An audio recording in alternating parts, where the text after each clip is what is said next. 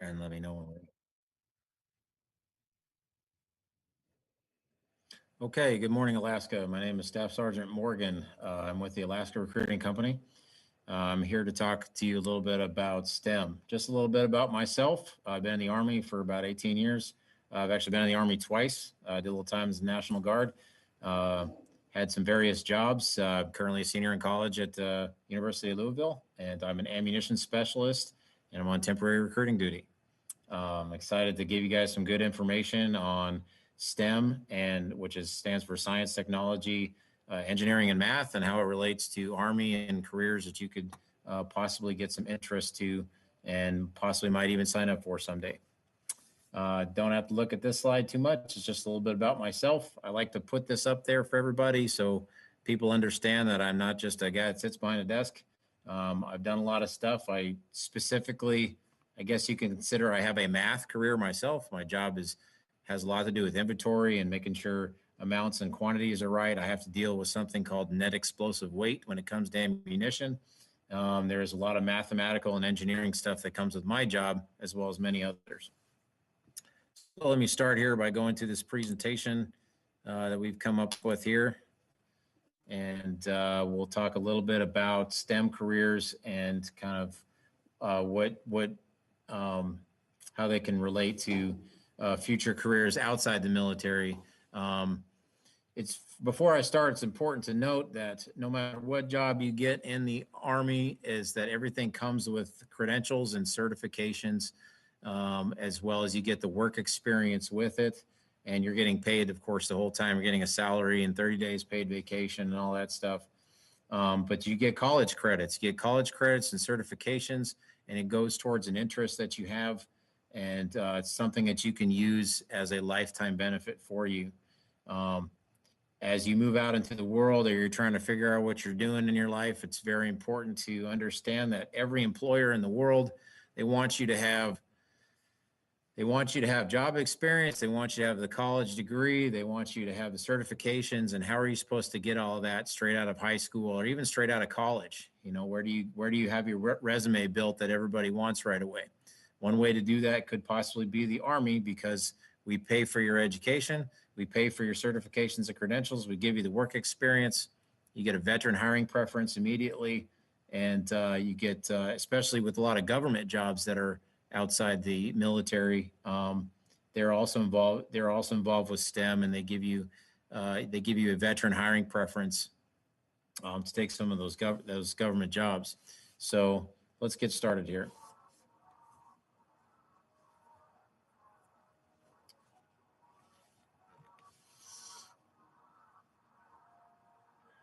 So as we look through some of this video stuff, it's important to understand that when you're working in the Army, it's not like you're a soldier doing infantry stuff all day, every day. You do get combat training, and you do get taught how to defend yourself. But you basically, after your combat training, you work your job 9 to 5 every day. Yes, sometimes it's shorter hours, sometimes it's longer hours, but you're going to be doing your job particularly every day.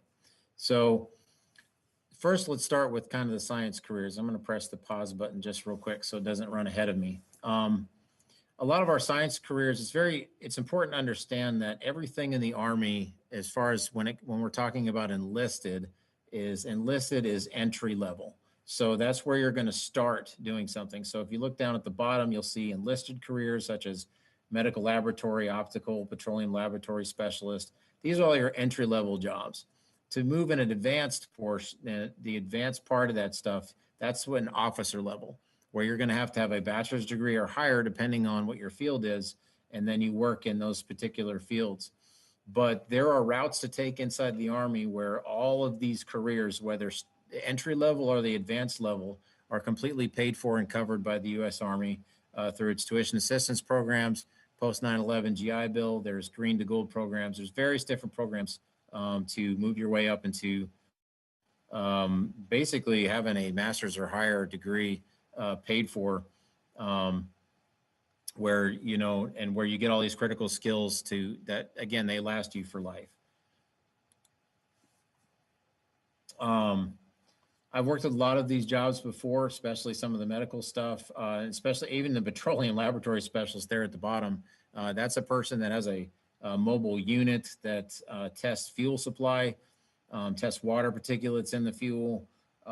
They make sure that it's safe to put into aviation turbine engines and things like that.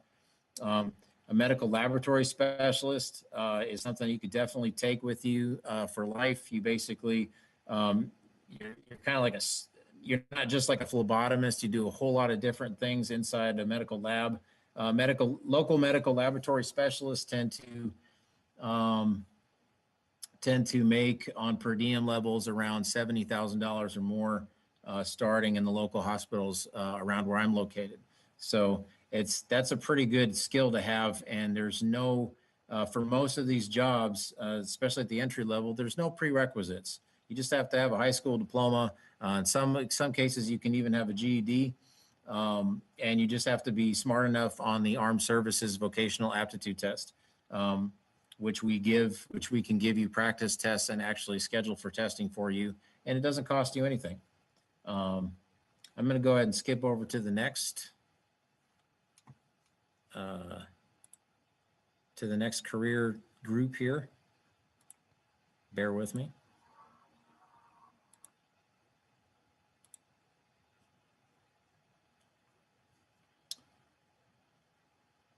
So as we talk about technology careers, and it looks like it kind of ran away from me there. Maybe I clicked it too early.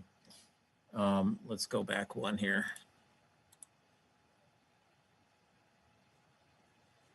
Let's see if we do this and yeah, okay. So it's halfway through there. Let's click over here to technology careers. So I'm going to put a quick pause button right about here. We'll start talking about the entry-level technology careers. We have various careers in the technology field, and pretty much half of our jobs in the Army have something to do with technology, whether you're repairing it or whether you're working it, or whether you are researching it and things like that. Most of these jobs, just to understand, you're going to have pretty high aptitudes for them. They are going to give you, again, credentials and certifications in each one of those military occupational specialties. And a lot of these also require security clearance. So you have to make sure you have a clean background check and that you will be able to you'll be able to move through the security application, move through that without having anything to worry about. It requires security clearance, sometimes a secret, sometimes a top secret security clearance. And those cost the government a lot of money to get you those. So in addition to certifications and credentials in these technology fields, you're also getting security clearances and stuff, which again, for government work or for even private firms and things like that, they definitely will. They're definitely tools in your toolbox to have with you as you try and find employment and move your way up in life. And press the play button there. There is a lot more than you're probably going to see on this list, but there's with over 150 occupational specialties that we have, there's a lot of different pathways you can take. And again, from a lot of these being the entry level, you can then advance later into an officer level by getting your bachelor's degree or higher knocked out and transferring over and getting into more leadership positions.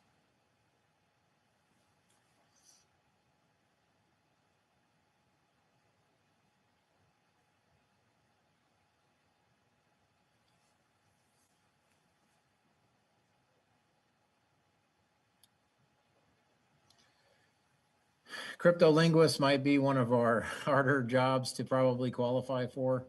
You have to take what's called a DLAB test, or a Defense Language Aptitude Battery. You're going to be pretty smart. You're going to have to have something that I like to call a gift for tongues.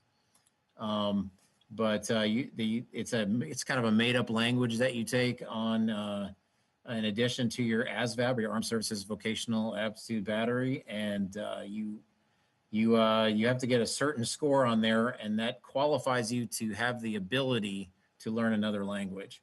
And so it's one of those things where it's hard to study for. You either have it or you don't.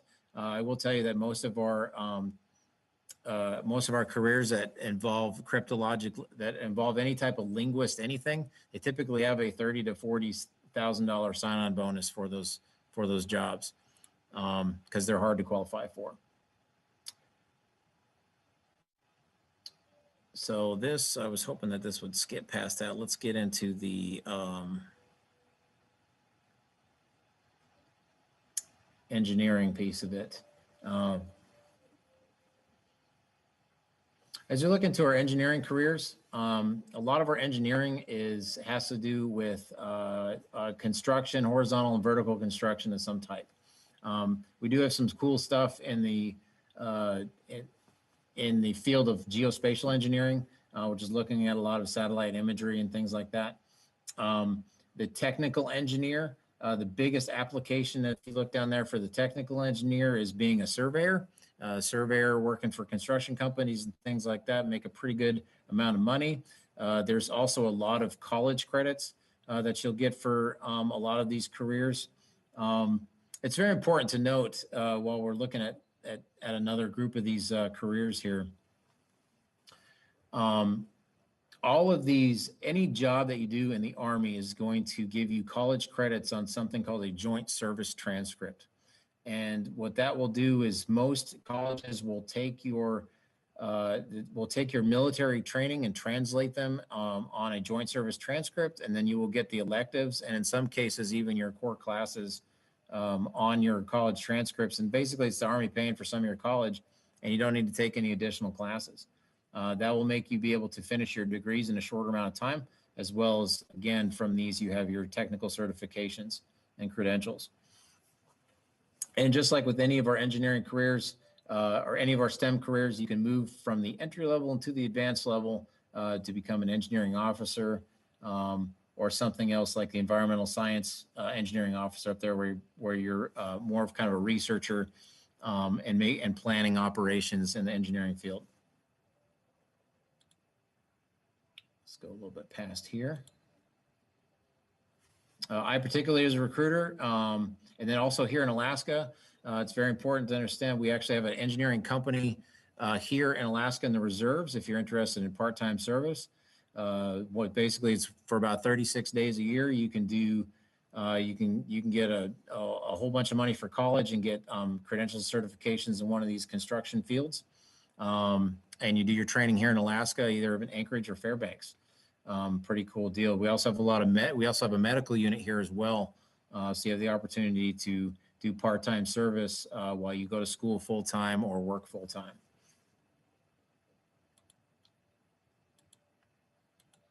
All right, let's go ahead and skip past that and we'll finish up here. Some mathematics, our favorite.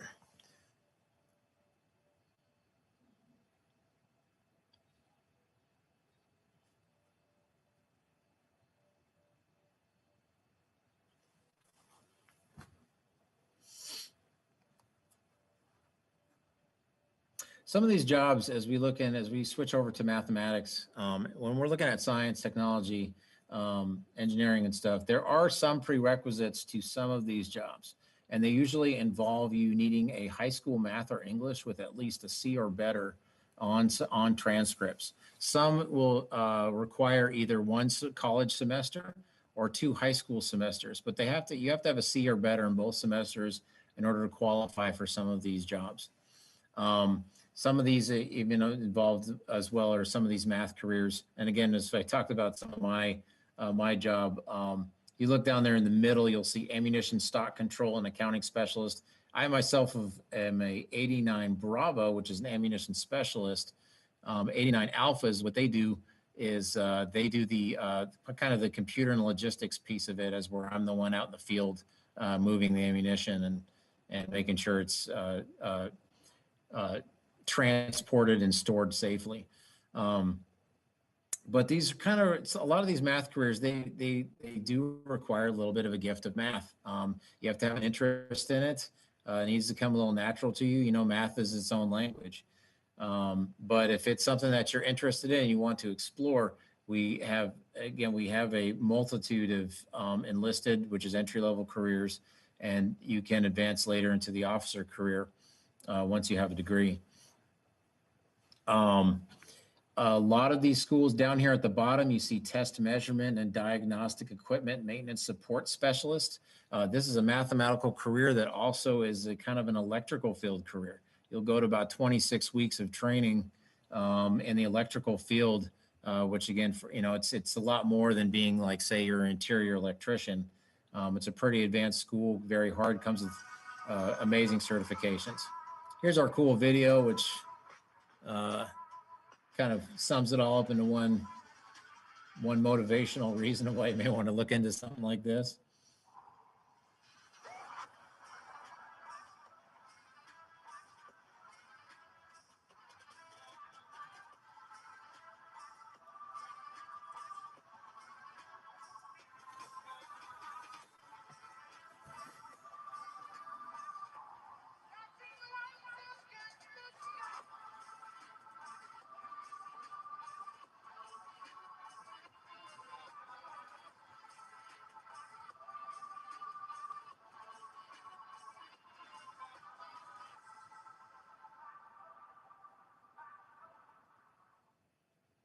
I wonder how much money we paid to license that song. Anyway, so that's about it, ladies and gentlemen. Like I said, just to kind of recap, just about every job that we have in the Army has some type of application in science, technology, engineering, and mathematics. And the important thing to understand is we pay for all the training. You get the job experience right away. You build your resume, and you apply it to your future for lifetime experience while you have a salary, 30 days paid vacation, a retirement account. You have veteran hiring preference, and and the biggest thing is you're doing it on a team with brothers and sisters in arms, and you're getting kind of an experience that's unmatched, in my opinion, in the civilian world. So you get an opportunity to put a uniform on, you serve your country, you get to be proud of what you do, part of something more important than yourself, while you get to learn things and do great and basically kind of pave the way for your future and your family. So I thank you for your time. My name is Staff Sergeant Morgan from the Alaska Recruiting Company. And if anybody has any questions, feel free to find us on the internet or go to goarmy.com. You can plug in any of these careers and do some research on your own of what you might be interested in. And look forward to hearing from you. Thank you. Signing off.